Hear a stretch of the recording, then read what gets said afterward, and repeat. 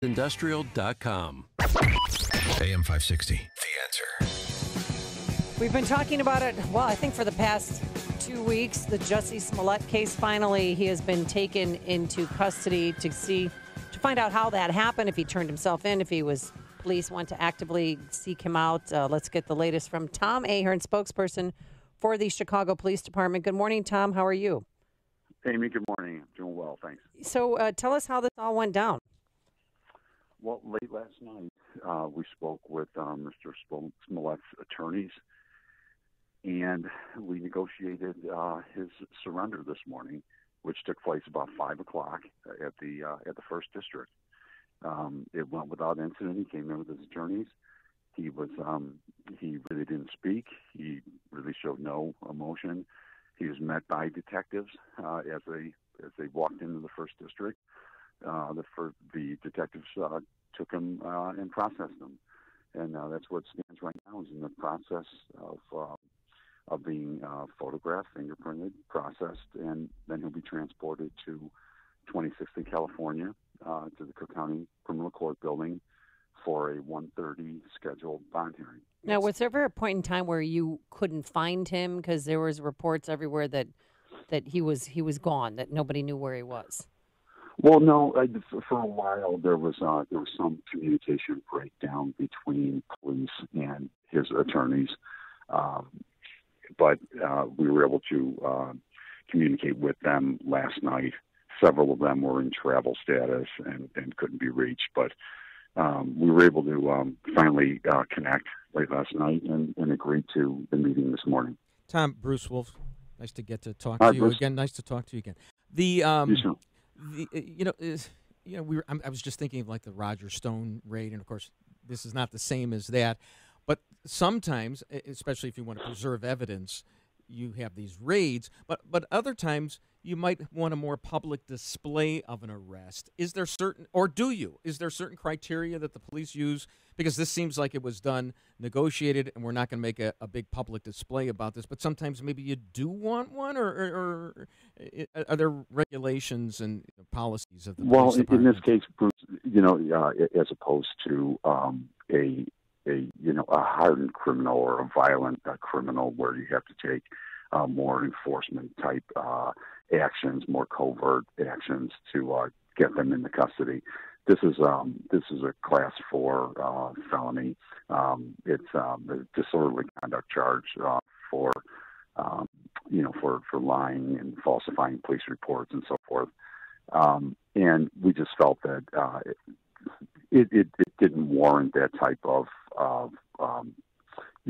operation where enforcement operation where we have to take them into custody that way. But when he came into Area 1 at 51st and Wentworth, was he able to walk through the front door? And if he was, I'm surprised that no cameras were there to capture that.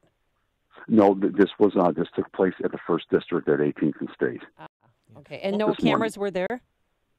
No. Okay, no. and this is keeping. I mean, I could just see the thinking. We're going to handle this the classiest way possible because we're the Chicago police who are always taking it on the chin, and this guy has pulled this big hoax on the world. But we're going to play it totally by the book. We're not going to seek publicity for this thing, with the perp walk or the hands, behind in cuffs and throw him into the squad car.